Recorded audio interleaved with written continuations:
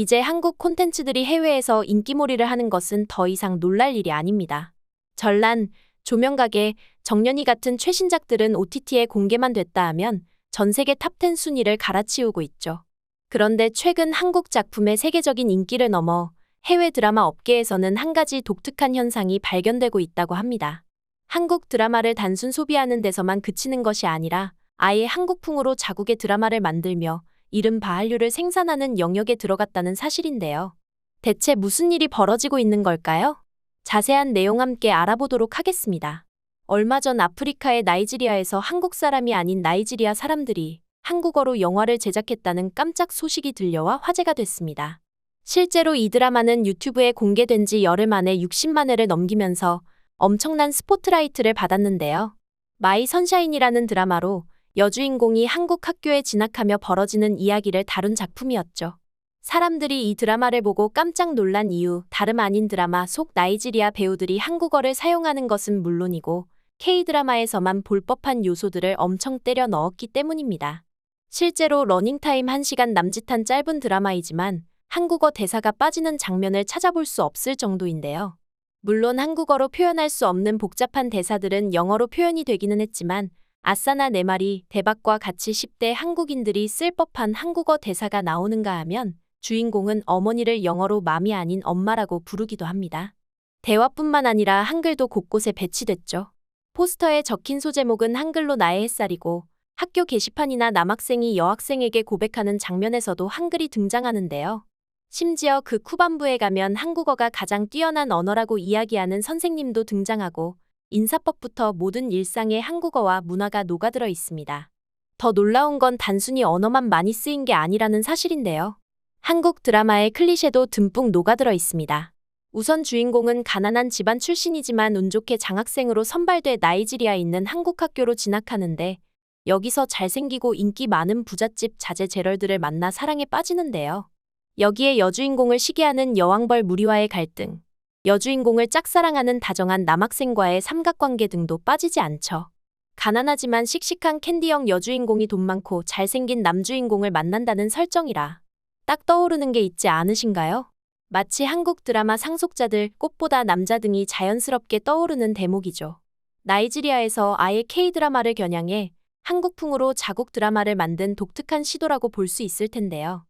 사실 이전부터 중국이나 미국 드라마에서는 이벤트성으로 한국어 대사가 짧게 나오거나 한국 드라마 클리셰를 따라하는 경우가 종종 있었습니다.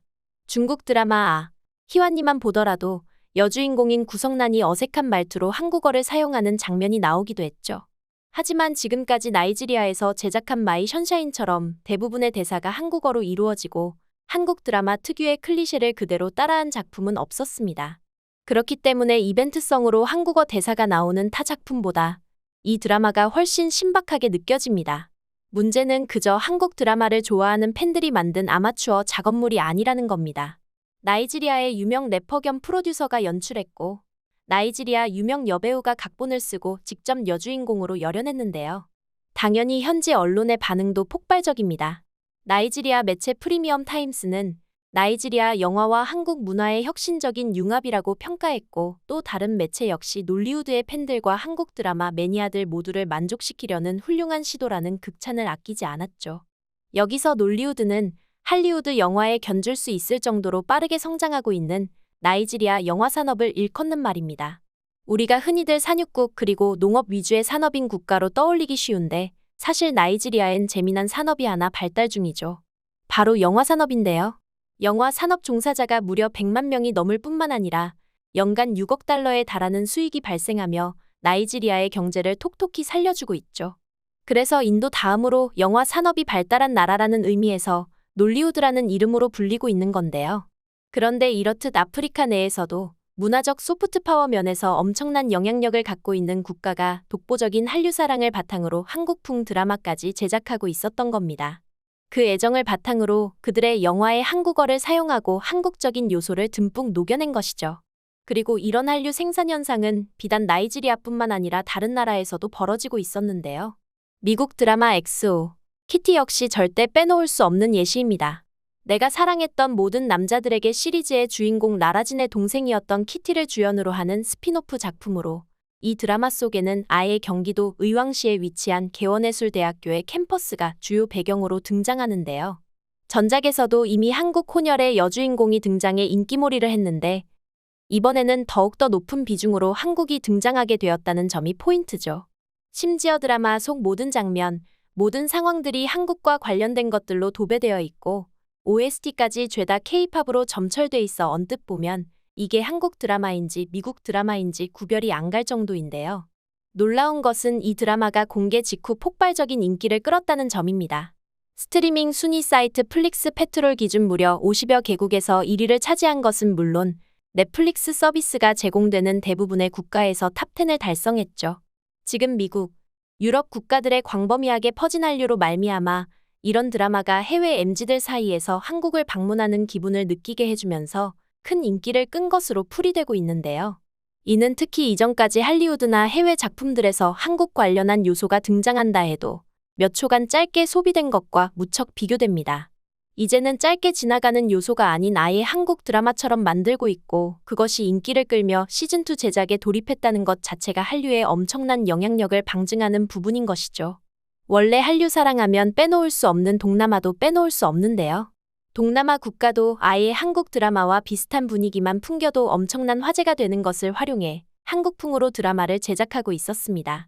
한국 배우와 작가, 감독이 동남아시아의 로컬 배우 및 스태프와 협업해 탄생한 드라마 비밀 재료가 대표적인데요.